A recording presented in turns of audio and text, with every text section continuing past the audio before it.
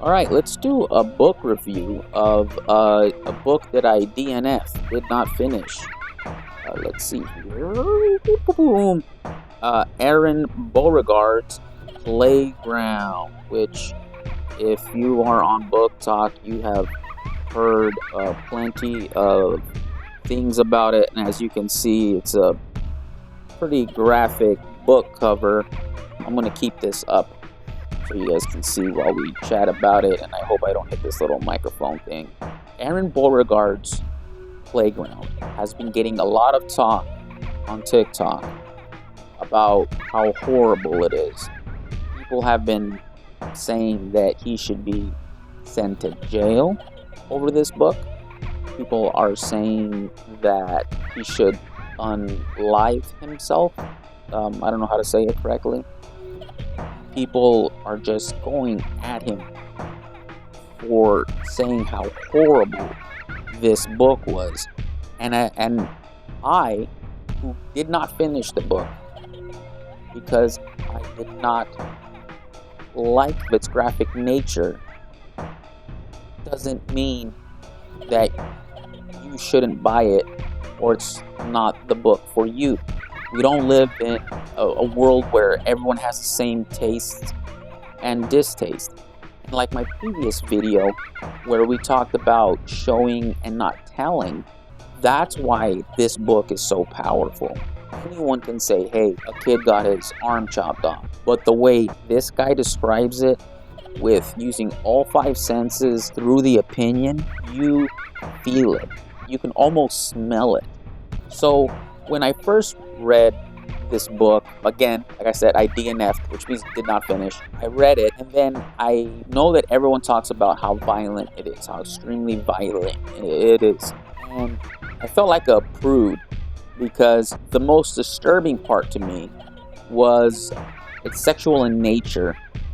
And I was just, the graphic description of genitalia was just way too much for me. Anyways, I was grossed out. Again, I'm just a prude. That's my fault, right? Like, this is a violent book, Tony, and you're getting disturbed about that. Okay, I continue going on. Some of the violence starts happening to the kids. And then finally, some really graphic violence starts happening to the kids. And I couldn't take it anymore. And I quit, right? Because he is such a good writer, I had to quit. If he was a bad writer, I could have just kept on going. But he does his job so well that I had to keep reading it. So I stopped reading it. Life goes on, and then I start seeing all these horrible reviews of people saying just the worst things about Aron, who is one of just the nicest guys, just an amazing human being, person you could ever hope to meet. Most of these guys who write in this genre called splatterpunk, which is extreme gore and extreme violence and just extreme graphic whateverness. It's NC-17, X-rated, whatever you want to call it. They're really like some of the nicest, sweetest guys in the world, and gals as well. It's pretty funny. It's ironic. They're just books, it's the books write themselves. We don't write it. The books, our job as writers is to get out of the story's way and let the book and the story be told. Anyways, I started seeing all these horrible things being said about this wonderful man, and even though I couldn't stomach this book, I have read his other series, and it's great, and I'm a fan of his, and I read some of his work. I just did not have literally the stomach for this. That's just me and my taste. It has nothing to do with Aron and who he is as a person. But I knew it's funny because I thought to myself, wow, everybody's, they start talking about page 40. If you can make it past page 40, you can make it through the rest of the book. The irony, or whatever you want to call it, is I didn't know where page 40 was. I just knew that I stopped reading it when it got really violent. And I felt like an idiot because I was like, you know what? The thing that really disturbed me was the graphic sexual scenes. This one graphic sexual scene. And I'm sure that page 40 had to do with the violence against the children. I go to page 40, and what is it? It's that graphic sexual scene that disgusted me. So I felt like, yay! I'm not the only prude. It's very disgusting. And in Aron Beauregard and splatterpunk authors, when you call their work disgusting, they smile on the other side of their screen there, and they blush, and they're like, oh, you're just saying that. You're just saying that to be nice.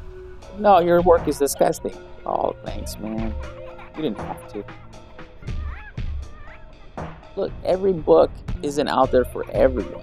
This book is for fans of extreme horror, something that I'm not a fan of. I don't like the Saw movie. There's a lot of people that love the Saw movies. Some people will say that books like this are for dumb people who just want gratuitous violence, and they're just like heathen. And I don't know what those people are. I have read some. I do read some extreme horror, and there is some of it that's just like mindless. What do they call it in Dungeons and Dragons? They call it murder hobos, where the guys, they just want to fight and kill. They don't care anything about the role playing. They just want to. Hey, there's a goblin over there. Let's go put a knife in him.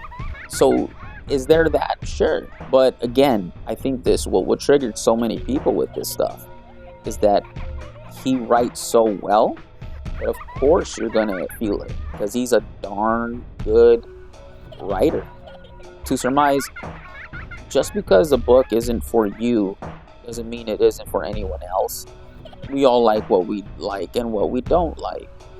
I, for one, I have a weak stomach, but Aron Beauregard is a great writer. He's good at the craft of writing, period. If he was to write a story about, two lovers, stuck in a farmhouse, I'd read it, because he'd probably write it a nice, sweet story, because he's a good writer. But instead, he writes splatterpunk because that's what he likes, and that's what his fans like. He likes watching slasher movies, and this is a slasher movie in book form. That's it. And because you're used to reading romance novels, which is fine, and then you come across this, and it's not a romance novel, you can't just hate it. You can't tell people not to buy it. So it's stupid. I don't understand why we just can't have different opinions, but I'm promoting it because what if you are a splatterpunk fan? What if you've never heard of the genre before and you want to get into really grotesque stuff? Well, this is the perfect example if you would like it or not. That is my review, which is not really a review. It's just me talking about it. That's my review that really isn't a review. It's not that it's bad, just not for me. That's okay, but it should still be published. I may not agree with what you say, but I will I will die for your right to say it, or whatever Voltaire said. That's Tony, and go buy this, don't buy this. But hey, it's a free world, and it's great that you have that choice.